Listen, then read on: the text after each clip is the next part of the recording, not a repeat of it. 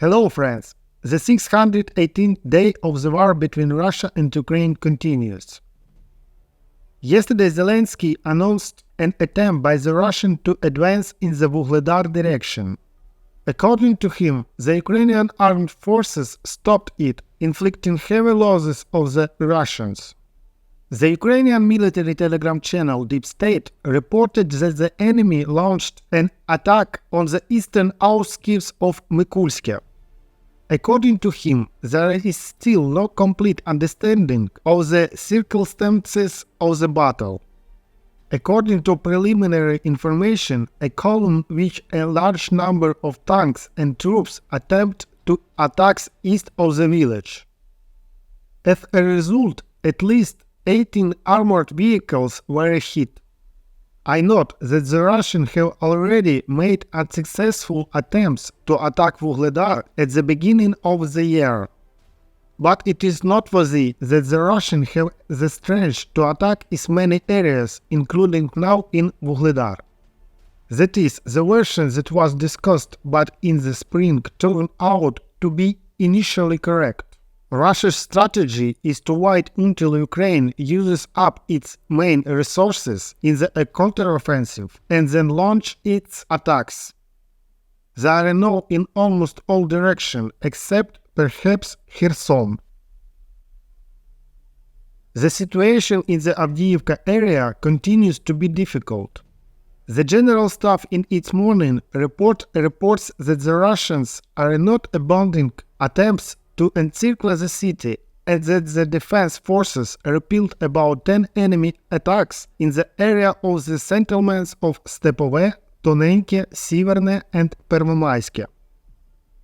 At the same time, Ukrainian military observer Butusov writes that as of yesterday evening, a critical situation has developed and there is a real threat of losing Avdiivka.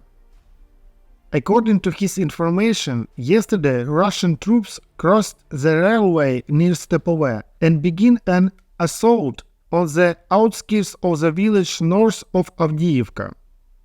Russian infantry has secured a foothold on the railway, accumulating to expand the bridgehead and to attack the Avdiivka coke plant, a key complex of structures that controls the approaches to Avdiivka. Capturing the plant will mean a gradual but inevitable collapse of the defense and the capture of the city, writes Butusov.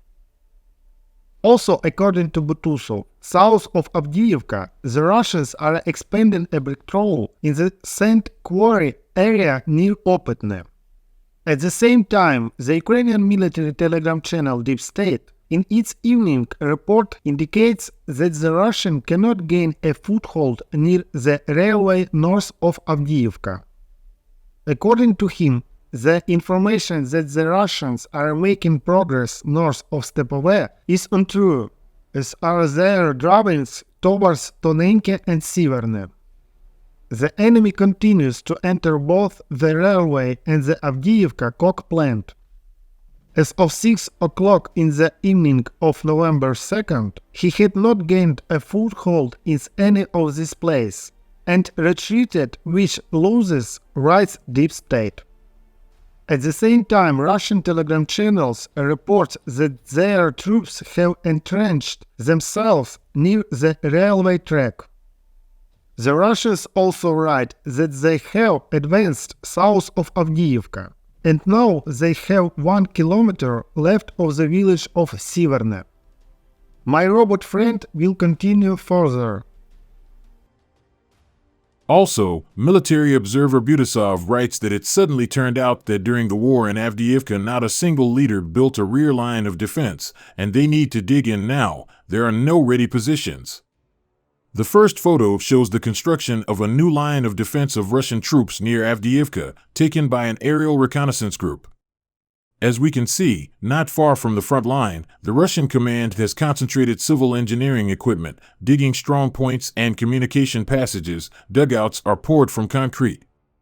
These are reliable field fortifications, knockout which will be very difficult for the enemy. Yes, they are advancing on Avdiivka, But to consolidate, they immediately build defensive lines in the near rear for safe maneuver of reserves. The second photo is a screenshot from a video of our drone, a view from the enemy side of the last line of defense of Avdiivka, the embankment of the railway track north of the city. The enemy reached this embankment, and in one place even crossed it and entrenched himself on the other side of the track. This should be our rear line of defense for the Avdiivka fortress, but look, during 9 years of war, during a year and a half of a full-scale invasion, nothing has been done to equip this embankment as a rear line of defense for Avdiivka. It seems that there are no civilian tractors, excavators, or trucks in Ukraine. As if it were cheaper to throw infantrymen with a shovel into an empty place and give the order to dig in than to bury equipment in the ground, make a reliable ceiling, concrete dugouts, and make this railway embankment an impregnable defensive line for small groups of infantry. But there aren't even trenches there. And now the troops cannot hold it, because now they have to dig in there with one shovel in their hands and under fire, and heavy battles are being waged for this embankment, because this is a key line. Yes, after heavy losses near Avdiivka, the enemy stopped throwing military equipment into battle. He occupied the railway embankment exclusively with infantry forces with artillery support. If positions had been dug here on our side the same as the Russians are digging on their side, there would have been no Russian breakthrough and no crisis at Avdiivka at all, writes Butasov. Meanwhile, the Ukrainian military claims that the Russians in the Avdiivka direction are massively using drones of their own production. They use them to constantly attack the supply lines of Ukrainian troops in Avdiivka, which creates significant difficulties for the Ukrainian armed forces. According to the military man, the Russians have unlimited use of FPV drones, while the Ukrainian crew has a limit of 20 units per day. The Russians use these drones in duty mode for many hours, shelling the road of life along which the Ukrainian army garrison in Avdiivka is supplied with supplies. That is, the drone is launched and flies until it finds a target or its battery runs out, after which a new drone is launched in its place. The Russians are also active in the Kharkiv direction. According to the military telegram channel Deep State, the enemy in the Kupiansk sector advanced south of Avdiivka, throwing large reserves there. Deep State also writes that the Russians continue to put pressure near Persho-Travanevi and are succeeding. The line of military contact is being clarified. I would like to note that yesterday the authorities of the Kharkiv region announced a new round of mandatory evacuation from the Kupiansk district. In the Liman sector in the Makiivka area, the enemy had partial success. In Serebransky forestry, the Russians again carried out assault operations. The result is still unknown. In the Melitopol sector near Robotine, the Ukrainian armed forces were able to advance and occupy one of the heights to the west of the village. Both Ukrainian and Russian telegram channels write about this. At the moment, heavy counterfighting continues in this area. In the Berdyansk sector, the enemy is making progress near Pryatny. The footage and circumstances are very unpleasant and require more detailed analysis and public coverage, writes the Ukrainian telegram channel Deep State. In the Kherson sector, fighting continues in Krunki. The Russians defeat the bridgehead in the village with artillery and aircraft. Thanks to the work of our aerial reconnaissance, the enemy is suffering heavy losses while trying to eliminate the bridgehead. By the time Ukraine receives F-16 fighters next year, they may no longer be as effective due to the strengthening of Russian air defense, Commander-in-Chief Zaluzhny said in an interview with The Economist. He explains this by saying that Russia has modernized its S-400 air defense system, and its missiles are now capable of reaching beyond the Dnipro. Zaluzhny speaks about this in the context of Ukraine's general disappointment due to the delay in deliveries of new types of equipment, tanks, long-range missiles, and aircraft. They are not obligated to give us anything, and we are grateful for what we have, but I'm just stating the facts, the commander-in-chief noted. The head of the presidential office, Ermak, reports that a foreign circuit board was found in a Russian long-range missile from the S-400 complex. Its remains were found in the Zaporizhzhia direction. According to Ermak, such a rocket can have a range of 400 to 600 kilometers. Previously, the Russians reported that they had found a way to shoot down Ukrainian planes deep in the rear using new air defense missiles. According to them, these missiles are guided by airborne early warning aircraft.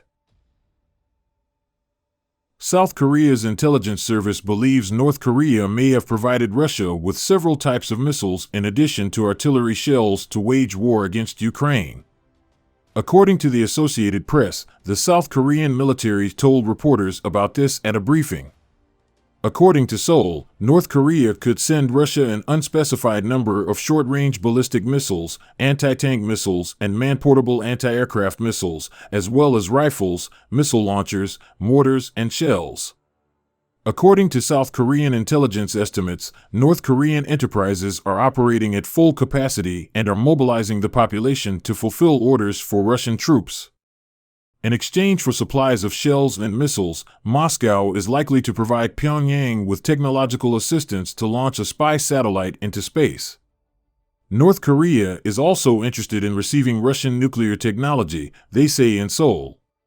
Let me remind you that it was reported yesterday that the DPRK, according to South Korea, provided Russia with more than 1 million artillery shells for use in the war against Ukraine.